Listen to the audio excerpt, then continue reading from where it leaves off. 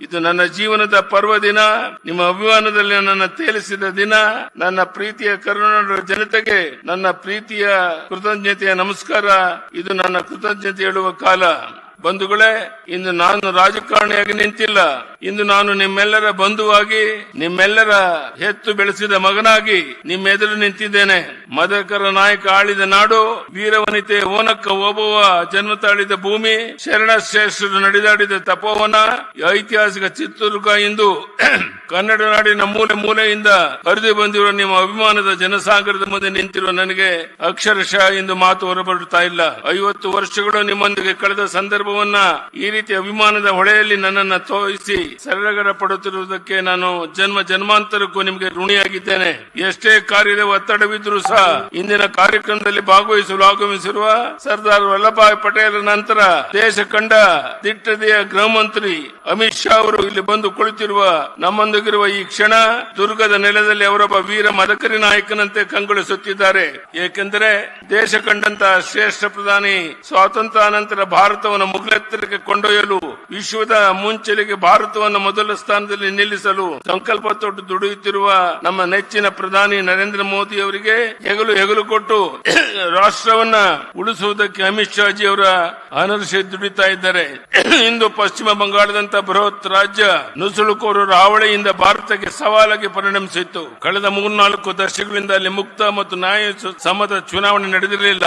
ಅಂತ ಪಶ್ಚಿಮ ಬಂಗಾಳದಲ್ಲಿ ಹಿಂದೆಂದೂ ಕಾಣದಂತ ಚುನಾವಣೆಯನ್ನು ಯಶಸ್ವಿಯಾಗಿ ನಡೆಸಿರುವುದು ಕೇವಲ ಪ್ರಜಾಪ್ರಭುತ್ವ ಜಯವೇ ಅಲ್ಲ, ಭಾರತದ ವಿಜಯ ಎಂದು ಜಗತ್ತಿಗೆ ಸಾರಿದ ಪ್ರಧಾನಿ ನರೇಂದ್ರ ಮೋದಿ ಅವರು, ಅಮಿತ್ ಶಾ ಜಿ ಅವರ ಜೋಡಿ ಶಕ್ತಿ ಶತಕೋಟಿ ಭಾರತೀಯರಲ್ಲಿ ರೋಮಾಂಚನ ತರಿಸಿದೆ. ಇಲ್ಲಿ ಕುಳಿತಿರುವ ಈ ಜನಸಾಗರದ ಪರವಾಗಿ ಪ್ರಧಾನಿ ನರೇಂದ್ರ ಮೋದಿ ಅವರಿಗೆ ಹಾಗೂ ಅಮಿತ್ ಶಾ ಜಿ ಅವರಿಗೆ ಕರ್ನಾಟಕದ ಜನತೆಯ ಪರವಾಗಿ ನಾನು ಹೃದಯ ತುಂಬಿ ಅಭಿನಂದನೆಯನ್ನು ಸಲ್ಲಿಸುತ್ತಿದ್ದೇನೆ. ಅಭಿಮಾನೋತ್ಸವದಲ್ಲಿ ಭಾಗವಹಿಸಲು ಆಗಮಿಸಿರುವ ಅಮಿತ್ ಶಾ ಅವರು ಕೇವಲ ನನ್ನ ಅಭಿನಂದನೆಗಷ್ಟೇ ಬಂದಿಲ್ಲ.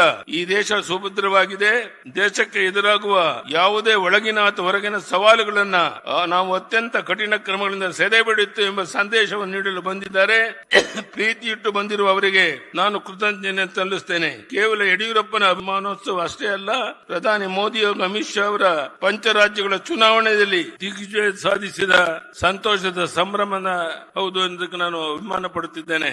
ಇಂದಿನ ಕಾರ್ಯಕ್ರಮದಲ್ಲಿ ನಾಡಿನ ಮೂಲೆ ಮೂಲೆಗಳಿಂದ ಬಸವಾದಿ ಶರಣರ ಸಾಧು ಸಂತರು, ಮಠಾಧೀಶರು, ಅರಚರ ಕುರುಮೂರ್ತಿಗಳನ್ನು ಆಶೀರ್ವದಿಸಿ ನಮ್ಮ ಪ್ರೀತಿ ವ್ಯಕ್ತಪಡಿಸಿ ಬಂದಿದ್ದೀರಿ. ಅವರೆಲ್ಲರಿಗೂ ನಾನು ಹೃದಯ ತುಂಬಿ ಅವರ ಪಾದಾರ ಬಿಂದುಗಳಿಗೆ ಭಕ್ತಿಪೂರ್ವಕ ನಮಸ್ಕಾರ ಸಲ್ಲಿಸುತ್ತಿದ್ದೇನೆ. ಈ ಸಂದರ್ಭದಲ್ಲಿ ನಡೆದಾಡುವ ದೇವರಾಗಿದ್ದಂತ ಸಿದ್ದಗಂಗೆಯ ಶ್ರೀ ಡಾಕ್ಟರ್ ಶಿವಕುಮಾರ ಸ್ವಾಮೀಜಿ ಅವರು ನಾನು ಅತ್ಯಂತ ಭಕ್ತಿಯಿಂದ ಸ್ಮರಿಸಿಕೊಳ್ಳುತ್ತೇನೆ. ಹಾಗೂ ವೇದಿಕೆ ಮೇಲೆ ಕುಳಿತಿರುವ ಎಲ್ಲ ಹಿರಿಯರಿಗೆ, ಪ್ರಮುಖರಿಗೆ ನಾನು ಅತ್ಯಂತ ಪ್ರೀತಿಯಿಂದ ಕೃತಜ್ಞತೆ ಸಲ್ಲಿಸಲು ಬಯಸುತ್ತೇನೆ. ಕಳೆದ 10-15 ದಿನಗಳಿಂದ ಈ ಅಭಿಮಾನೋತ್ಸವದ ಹೆಸರಿನಲ್ಲಿ ಅನೇಕ ನನ್ನ ಹಿತೈಷಿಗಳು, ಅಭಿಮಾನಿಗಳು, ನಮ್ಮ ಪಕ್ಷದ ಹಿರಿಯರು ಪತ್ರಿಕೆಗಳಲ್ಲಿ ಲೇಖನಗಳನ್ನು ಬರೆದು ನಾನು ನಡೆದು ಬಂದ ಹಾದಿಯನ್ನ, ನನ್ನ ಹೋರಾಟದ ದಿನಗಳನ್ನ, ನನ್ನ ಆಡಳಿತ ಅಭಿವೃದ್ಧಿ ಕಾರ್ಯಗಳನ್ನ ನಾಡಿಗೆ ತಿಳಿಸಿಕೊಂಡಿರುತ್ತೀರಿ. ತುರ್ತು ಪರಿಸ್ಥಿತಿಯ ಸೆರೆಮನೆಯಿಂದ ಹಿಡಿದು ಸಂಘಟನೆ, ಪ್ರವಾಸ, ಜನರ ನಡುವೆ ಜನರಿಗಾಗಿ ನಡೆಸಿಕೊಂಡು ಬಂದ ನಿರಂತರ ಹೋರಾಟಗಳ ಬದುಕೆ ನನಗೆ ಶಕ್ತಿ ನೀಡಿದೆ. ನಾನು ಇಷ್ಟೇ ಹೇಳಿ ಬಯಸಿದ್ದೇನೆ, ನಿಮ್ಮ ಯಡಿಯೂರಪ್ಪ ಚಿನ್ನದ ಚಮಚವನ್ನು ಇಟ್ಟುಕೊಂಡು ಸಾರ್ವಜನಿಕರ ಬಗ್ಗೆ ಬರಲಿಲ್ಲ. ಸಾಮಾನ್ಯರಲ್ಲಿ ಸಾಮಾನ್ಯನಾಗಿ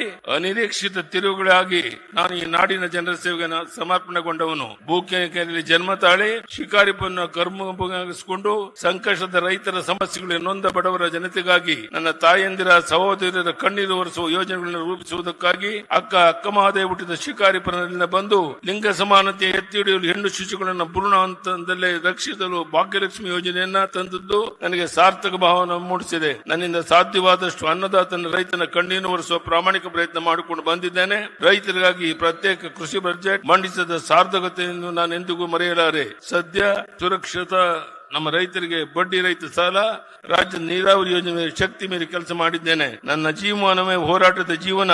ಹೋರಾಟ ಮತ್ತು ಸಂಘಟನೆಯನ್ನು ತಪಸ್ಸು ಎಂದು ಸ್ವೀಕರಿಸಿದವನು. ಇದಕ್ಕೆ ಮಾರ್ಗದರ್ಶನ ತೋರಿದ್ದು ನನಗೆ ಸಂಸ್ಕಾರವನ್ನು ನೀಡಿದ ರಾಷ್ಟ್ರೀಯ ಸ್ವಯಂ ಸೇವಕ ನಾನೊಬ್ಬ RSS ಕಾರ್ಯಕರ್ತ ಹೆಮ್ಮೆ ಪಡುತ್ತೇನೆ.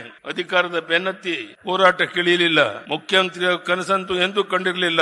ಆದರೆ ಪುರಸಭೆಯಿಂದ ವಿಧಾನಸಭೆಯವರೆಗೆ ವಿರೋಧ ಪಕ್ಷದ ಸ್ಥಾನದ ಮುಖ್ಯಮಂತ್ರಿ ಸ್ಥಾನದವರೆಗೆ ತಲುಪಲು ನಾಡಿನ ಜನತೆ ನನ್ನ ಬೆಳೆಸಿದರು, ಹರಿಸಿದರು. ಇದಕ್ಕೆ ಕಾರಣ ಯಡಿಯೂರಪ್ಪ ಅಧಿಕಾರದ ರಾಜಕಾರಣದ ಬರಲಿಲ್ಲ, ಜನರ ಸಂಕಷ್ಟವನ್ನು ಪ್ರತಿನಿಧಿಸಿ ರೂಪಿಸಿದ ಹೋರಾಟಗಳಿಂದ ಮೇಲೆದ್ದು ಬಂದವನೆಂಬ ಕಾರಣಕ್ಕಾಗಿ. ಅಣ್ಣ ಬಸವಣ್ಣ ಹೇಳಿದ ಇವನಾರವ ಎಂದು ಜನ ಕೇಳಲಿಲ್ಲ. ಯಡಿಯೂರಪ್ಪ ನಮ್ಮವ ಎಂದು ಪ್ರೀತಿಯಿಂದ ಅಪ್ಪಿ ಆಶೀರ್ವದಿಸಿದ ಪರಿಣಾಮವಾಗಿ 50 ವರ್ಷಗಳ ನನ್ನ ಪಯಣ ಸಾರ್ಥಕವಾಗಿ ಪೂರ್ಣಗೊಳ್ಳಲು ಕಾರಣವಾಗಿದೆ. ಇಂದು ಪ್ರಧಾನಿ ನರೇಂದ್ರ ಮೋದಿ ಅವತಾರ ಪುರುಷದ ರೀತಿಯಲ್ಲಿ ಜನ್ಮ ಎತ್ತಿ ಬಂದಿದ್ದಾರೆ. ಪ್ರಧಾನಿ ಹುದ್ದೆಯಲ್ಲಿ ಕುಳಿತು ರಾಷ್ಟ್ರವನ್ನು ಮುನ್ನಡೆಸುತ್ತಿದ್ದಾರೆ. ಅಮಿತ್ ಶಾ ಅವರು ಮೋದಿಜಿ ಅವರಿಗೆ ಹೆಗಲಾಗಿ ನಿಂತಿದ್ದಾರೆ. ಕೇಂದ್ರದ ಸಂಪುಟದ ಅನೇಕ ಸಚಿವರು ಈ ಪಡೆಯಲಿದ್ದಾರೆ. ರಾಷ್ಟ್ರೀಯ ಅಧ್ಯಕ್ಷರಾಗಿ ನಿತಿನ್ ನಬೀನ್ ಅವರನ್ನು ನೇಮಿಸುವ ಮೂಲಕ ಯುವ ಶಕ್ತಿಗೆ ಪ್ರೇರಣೆ ನೀಡಿದ್ದಾರೆ. ರಾಷ್ಟ್ರೀಯ ಮಟ್ಟದಲ್ಲಿ ಸಂಘಟನೆಗೆ ಸಂತೋಷ್ ಜಿ ಅವರನ್ನು ಸಮರ್ಪಿಸಿಕೊಂಡಿದ್ದಾರೆ. ಈ ದೇಶ ನಂಬರ್ 1 ಸ್ಥಾನಕ್ಕೆ ಏರಬೇಕಾದರೆ ಪ್ರಧಾನಿ ನರೇಂದ್ರ ಮೋದಿ ಅವರು ಕನಿಷ್ಠ ಇನ್ನೂ 10 ವರ್ಷವಾದರೂ ಈ ದೇಶವನ್ನು ಮುನ್ನಡೆಸಬೇಕಾಗಿದೆ. ಅವರ ಜೊತೆಗೆ ಅಮಿತ್ ಶಾ ಜಿ ಅವರು ರಾಷ್ಟ್ರವನ್ನು ಕಟ್ಟಲು ದುಷ್ಟರಿಂದ ದೇಶ ರಕ್ಷಿಸಲು ಶಾಂತಿ ಸಮೃದ್ಧಿಯ ನೆಲೆಬೀಡಾಗಿ ಮಹಾಸೇನಾನಿಯಂತೆ ತಮ್ಮ ಕಾಯಕ ಮುಂದುವರಿಸಬೇಕಾಗಿದೆ. ಭವಿಷ್ಯದಲ್ಲಿ ಭಾರತದ ಕನಸು ಸಾಕಾರವಾಗಲಿದೆ. ಅದನ್ನು ಕಣ್ತುಂಬಿಕೊಳ್ಳುವ ಅವಕಾಶ ನಮಗೆ ಕರುಣಿಸಿದ್ದಾನೆ. ಅದೇ ನಮ್ಮ ಜೀವನದ ಸೌಭಾಗ್ಯ. ನಮ್ಮ ಪಕ್ಷವನ್ನು ಕಟ್ಟಿದ ಶ್ಯಾಮ ಪ್ರಸಾದ್ ಮುಖರ್ಜಿ, ದೀನ್ ದಯಾಳ್ ಉಪಾಧ್ಯಾಯ, ಶ್ಯಾಮ ಪ್ರಸಾದ್ ಅವರ ಮಾತೃ ನೆಲ ಪಶ್ಚಿಮ ಬಂಗಾಳದಲ್ಲಿಂದು ಕಮಲ ಹರಳಿ ಪ್ರಜ್ವಲಿಸುತ್ತಿರುವುದಂತೂ ಭಾರತಾಂಬೆಯ ಮಡಿಲನ್ನು ಉಳಿಸುವುದಕ್ಕಾಗಿ ಶತಮಾನಗಳಿಂದ ತಮಸ್ಸು ತ್ಯಾಗ ಬಲಿದಾನಗೈದ ನೂರಾರು ಆತ್ಮಗಳು ಇಂದು ಸಂತೃಪ್ತ ಭಾವ ಹೊಂದಿರುವುದು ನನ್ನ ನಂಬಿಕೆ. 50 ವರ್ಷ ಕಾಲ ನಿಮ್ಮ ಯಡಿಯೂರಪ್ಪನನ್ನ ಪ್ರೀತಿಯಿಂದ ಸಲಹಿದ್ದೀರಿ, ಅಭಿಮಾನದಿಂದ ಬೆಳೆಸಿದ್ದೀರಿ, ನನ್ನ ಹೋರಾಟಕ್ಕೆ ಶಕ್ತಿ ಕೊಟ್ಟಿದ್ದೀರಿ. ಮುಖ್ಯಮಂತ್ರಿ ಸ್ಥಾನದಲ್ಲಿ ಕುಳಿತು ಅಧಿಕಾರದಲ್ಲಿದ್ದಾಗ ಬೆಳಕು ತೋರಿದ್ದೀರಿ. ಈ ಋಣ ಎಂದಿಗೂ ತೀರಿಸಲಾಗದೆಂದು ಮತ್ತೆ ಹೇಳುತ್ತಾ ನನ್ನ ಕೊನೆಯ ಉಸಿರಿರುವ ತನಕ ವಿರಮಿಸುವ ಪ್ರಶ್ನೆ ಇಲ್ಲ. ವಿರಮಿಸುವ ಪದ ನನ್ನ ಹತ್ತಿರ ಸುಳಿಯುವುದೂ ಇಲ್ಲ.